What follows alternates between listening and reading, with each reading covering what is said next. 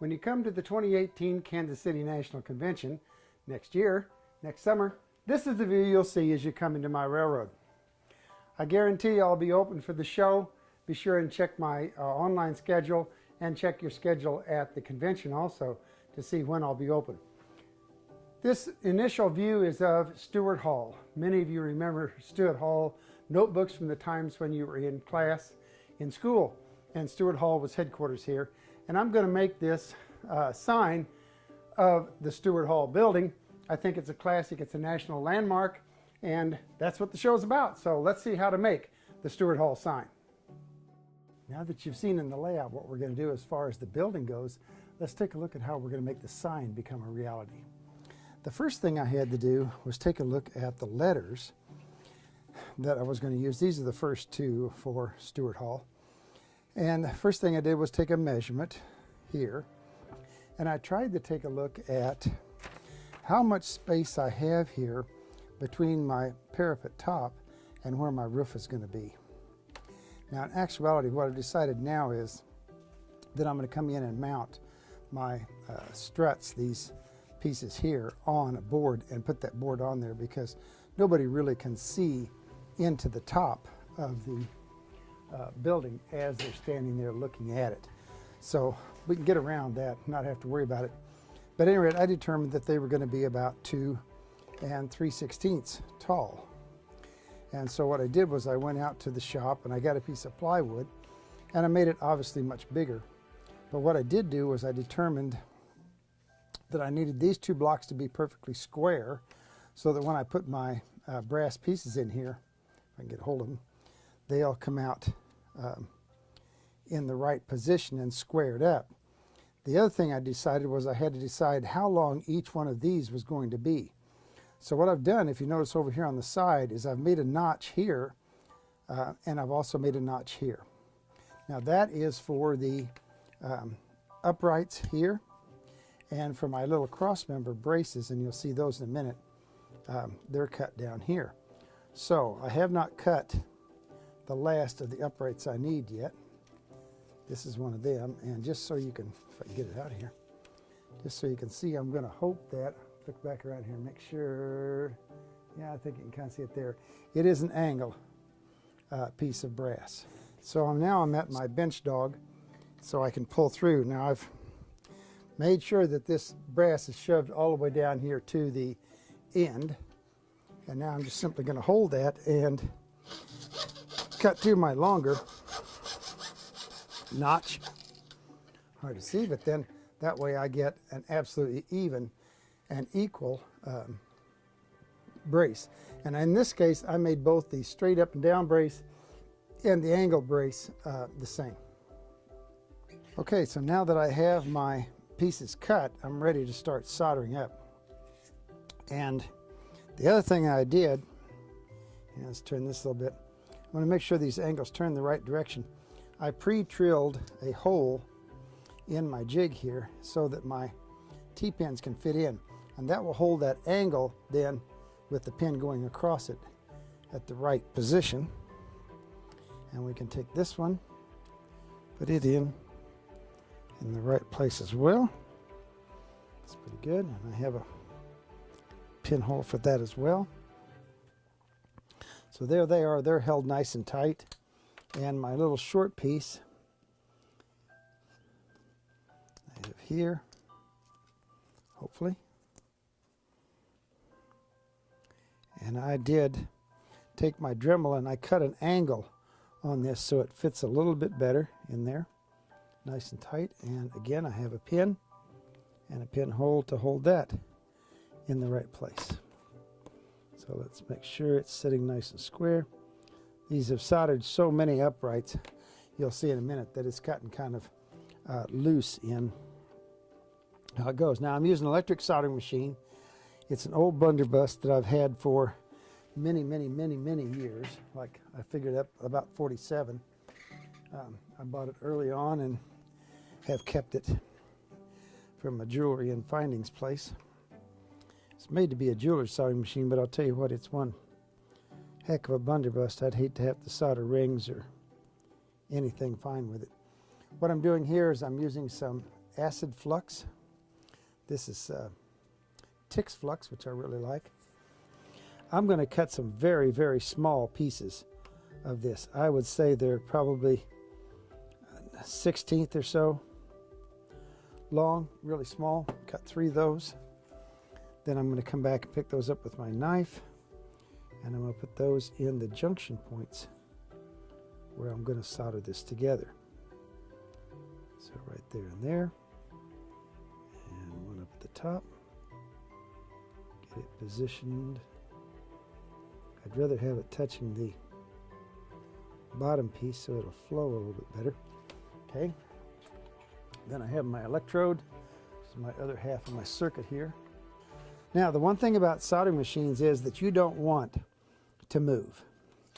I want to get this thing on here, and I want to hold it from the time I start it until the time I finish.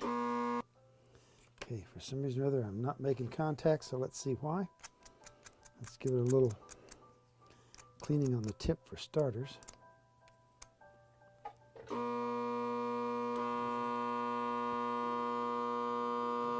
We go. Dead once.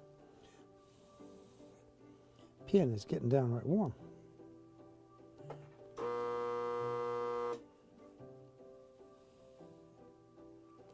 Now I think you can see with the overhead camera, or maybe even with the close-up camera. See how warm that got, not too bad. You can usually handle these without too much heat going to you. Here you can see that I've melted the solder into these joints. It's flowed right in, and that's because the acid has really made it flow. So, not bad. Let's get that out of there.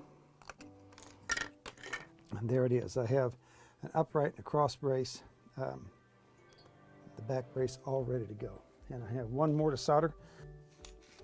So now that I have the uprights done, now we're ready to bring in the big guns. And that would be this guy over here.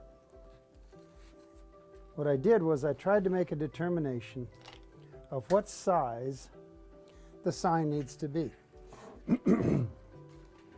On the real building, it appears that the sign runs about 6 windows across. So the first one that I printed, I tried to make a little bit larger. I thought it would look better. I got that sign in from the printer and it didn't look that good. So I went back and I had them reprint, and that's what I have cut out here that I'm actually going to use. And at that, I thought it should be about 24 inches long. So that 24 inches covers right at 6 windows, which is what I really want it to be. So now what I'm doing is I'm going back into my T-pins, and I'm going to drive this T-pin in right here on the line, or very close to it. This is just a piece of scrap 1/4 inch plywood that I'm using as a base for my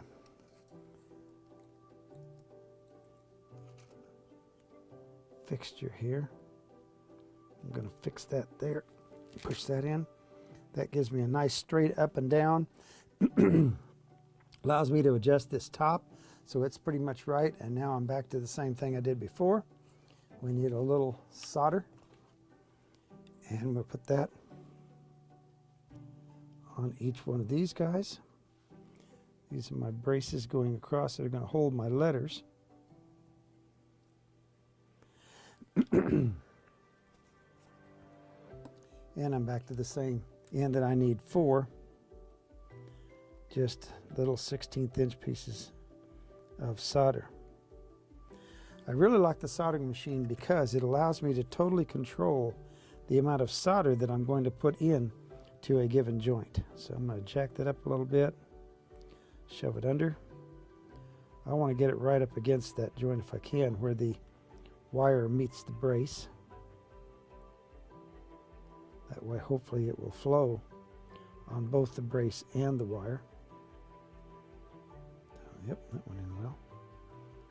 The last one's usually a little more difficult, so we'll change it a bit. Tuck that in there. And now what I've done is I've cheated. On the far end out here, I soldered a wire onto the first brace, and that gives me electric contact. So I'm just going to put my ground wire on that. That way also I don't have that heavy ground wire weighing on this brace and moving everything around, because I want everything shoved down tight on my fixture here. I've put a block at the bottom against which I can push all of these. And then I laid out all my wires with layout lines here, and I've taped those down to hold them in place. So now I'm ready to come in here and actually make the joint. And I'm going to use my knife for a little bit of assistance, because what I want to do is I want to push down and make sure this thing is down absolutely tight.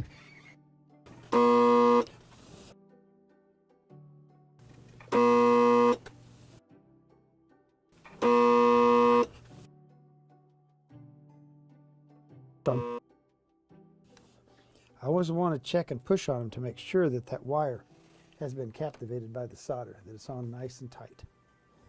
When I say quick, I mean this machine is just, it's instantaneously hot and instantaneously cool. The heat to the piece that you're going to solder, and then get off before you melt everything else around it. These were all pieces of tape that I put on to hold the wires in position, obviously. Get rid of those. One more, I think. And then we should be able, must have melted that guy. We should be able to pick that up. There we go. And we have a sign board now that looks pretty much like the sign supports that we saw on the real building. So now I can take this guy, we'll mount him on the board, and we'll start to mount up the signs. So my next thing I'm going to do is take this guy, clean him up with a little baking soda. I'll just brush some on to kind of neutralize the acid, and then I'm going to spray paint him with, and I think the color on this guy seems to be kind of a rusty black. I'm sure they were probably painted black to make them go away behind the sign. So I'll paint this sign black.